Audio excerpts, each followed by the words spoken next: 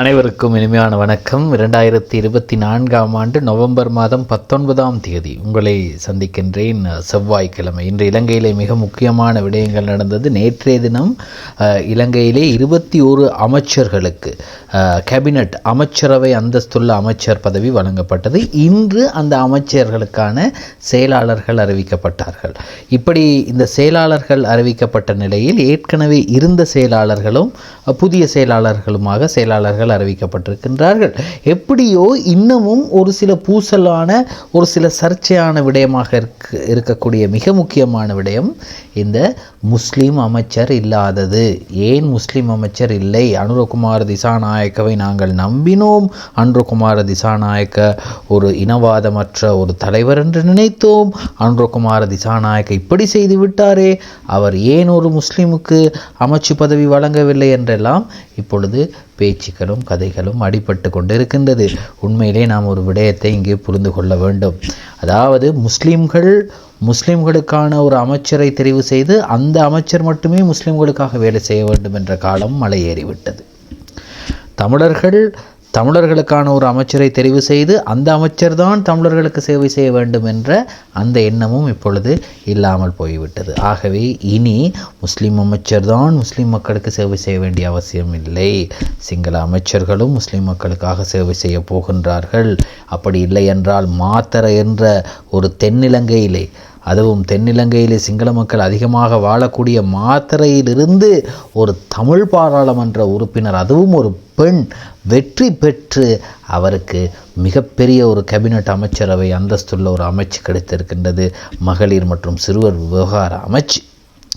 இதிலே நாங்கள் ஒரு விடயத்தை நாங்கள் அவதானிக்க வேண்டும். அதாவது மாத்தரையிலிருந்து ஒருவர் வெற்றி பெற்று வந்து அவருக்கு அமைச்சு பதவி கிடைக்கின்றது. அதுவும் அவர் ஒரு தமிழர் என்று இருக்கும்போது முஸ்லிம் மக்களுக்கு முஸ்லீமே ஒருவர் வந்துதான் வேலை செய்ய வேண்டும் என்ற அவசியம் கிடையாது.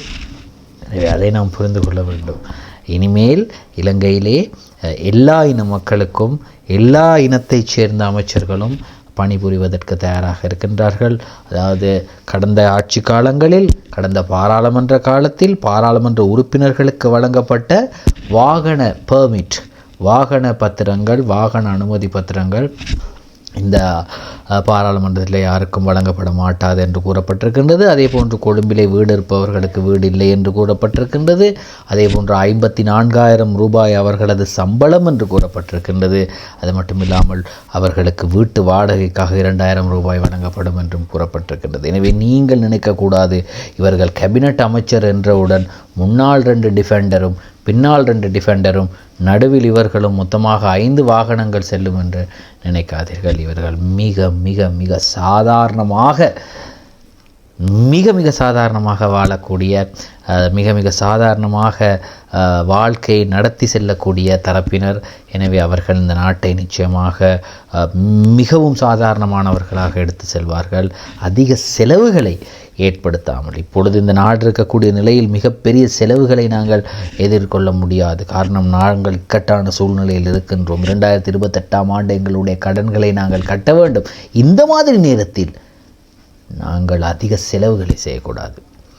ஒரு அமைச்சர் போகின்றார் என்றால் அவருக்கு பின்னால் ஒரு போலீஸ் வண்டியோ அல்லது பாதுகாப்பு தரப்பினரோ ஒரு 5 or 6 பாதுகாப்பு தரப்பினர் போனால் போதும். காரணம், இப்பொழுது இருக்கக்கூடிய அமைச்சர்களுக்கோ பாராளுமன்ற உறுப்பினர்களுக்கோ உயிர் அச்சுறுத்தல் கிடையாது.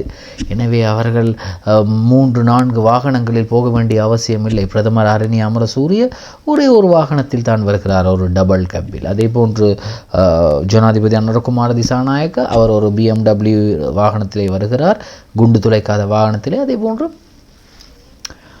ஒரே ஒரு பாதுகாப்பு வாகனத்தில் தான் வருகின்றார். இதையெல்லாம் நான் ஏன் சொல்கின்றேன் என்றால், கடந்த காலங்களில் போன்று கேபினட் அமைச்சர்களுக்கு வாகனங்களை கொடுத்து 4-5 வாகனங்கள், பாதுகாப்பு படையினர், பின்னால் ஒரு ஆம்புலன்ஸ், முன்னால் ஒரு ஆம்புலன்ஸ், அப்படியெல்லாம் செய்ய வேண்டிய அவசியம் இல்லை. அவர்களும் எங்களை போன்ற சாதாரணமான மனிதர்கள் தான் அந்த அமைச்சர்களாக பதவி பிரமாணம் செய்திருக்கின்றார்கள். ஆடம்பர செலவை செய்ய மாட்டார்கள். தயவு செய்து ஆடம்பர செலவை செய்யாதீர்கள் என்று உங்களிடம் கரங்கோப்பி நாங்கள் கேட்டுக்கொள்கின்றோம். நாங்கள் மக்களாக கேட்கின்றோம். நீங்கள் இந்த ஆடம்பர செலவுகளை செய்தால் உங்களுக்கும் நேரிடும் கடந்த கால அரசாங்கங்களை போன்று 3 ஆசனங்களுடன் இருப்பதற்கு. நன்றி.